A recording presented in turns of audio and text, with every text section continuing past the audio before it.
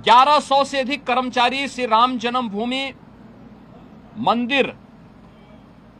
के उस पूरे प्रांगण में इतने कार्मिक कार्य करते हैं और 1100 से अधिक लोगों के बीच में कुल 8 लोग इस मामले में प्रत्यक्ष और अप्रत्यक्ष रूप से जिनकी भूमिका उस मामले में उपलब्ध साक्ष्य और प्रमाण थे उस आधार पर पाई गई। इसके लिए साधु संतों पर आक्षेप करना, इसके लिए अयोध्या धाम को अपमानित करना, बदनाम करना,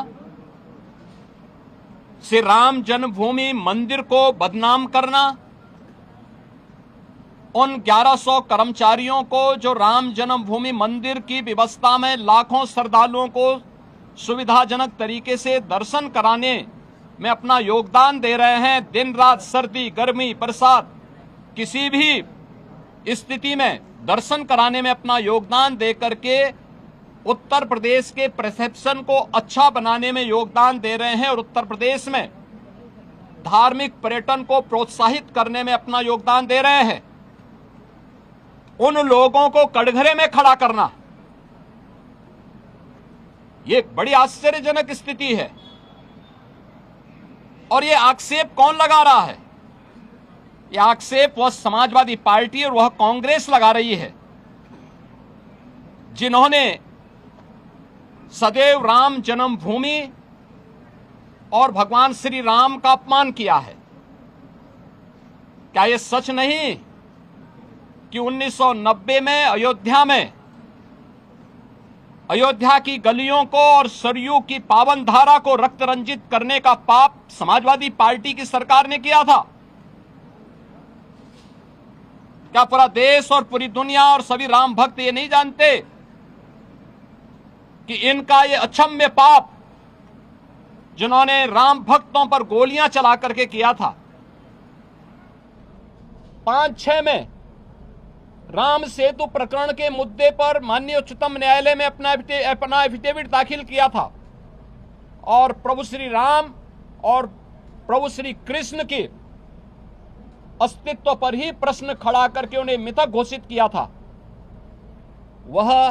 कांग्रेस और यूपीए से जुड़े हुए दल किस मुंह से अयोध्या में आस्था की आज चर्चा करते हैं? अयोध्या के जिस चढ़ावा चोरी से जुड़े हुए प्रकरण की बात आई थी, सरकार ने गंभीरता से लिया था, क्योंकि आस्था का विषय अयोध्या है। कोटि कोटि सनातनियों की आस्था का मुद्दा था और सरकार ने उस समय भी स्पष्ट कर दिया था कि यद्यपि सरकार सीधे किसी ट्रस्ट में हाथ नहीं डालती, क्योंकि वह ट्रस्ट उत्तर प्रदेश सरकार ने गठित नहीं किया, माननीय उच्चतम न्यायालय के आदेश से वह ट्रस्ट गठित है। इसलिए इस मामले में या तो ट्रस्ट अपील करेगा या फिर माननीय उच्चतम न्यायालय कोई निर्देश देगा तो हम उस कार्रवाई को आगे बढ़ा पाएंगे। लेकिन उस सब के बावजूद इनके द्वारा राम भक्तों को अपमानित करना, भारत की सनातन आस्था पर प्रहार करना, संसद के अंदर समाजवादी पार्टी और कांग्रेस के सांसदों और नेताओं का जो आचरण रहा है, संतों के प्रति जिस प्रकार के आक्षेप वहां किए गए,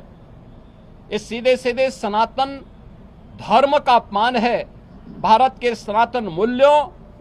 आदर्शों और दुनिया के अंदर जो उसके प्रति एक अच्छी भावना बनी थी, उस भावना पर एक प्रकार का प्रहार इन दोनों के द्वारा किया जा रहा है, जिनका आचरण सदैव से सनातन विरोधी रहा है। और मुझे आश्चर्य होता है कि इन दलों के द्वारा जब भाजपा से लड़ने में विफल हैं, मैंने पहले भी कहा, इस पूरे प्रकरण में जो लोग पकड़े गए हैं, इनका भारतीय जनता पार्टी या साधु संतों से कोई लेना देना नहीं। उस सबके बावजूद पूज्य संतों पर, उस सबके बावजूद सनातन धर्म पर, भारतीय जनता पार्टी पर या किसी अन्य ऐसे सांस्कृतिक और सामाजिक संगठन पर अनावश्यक कटघरे में खड़ा करके लांछन लगाना, ये पूरे सनातन के साथ साथ सत्य को दबाने, सत्य को झुठलाने का एक कुत्सित प्रयास इनके द्वारा किया जा रहा है। और इसीलिए ये लोग बहुत से भागना चाहते हैं। चर्चा से भागना चाहते हैं।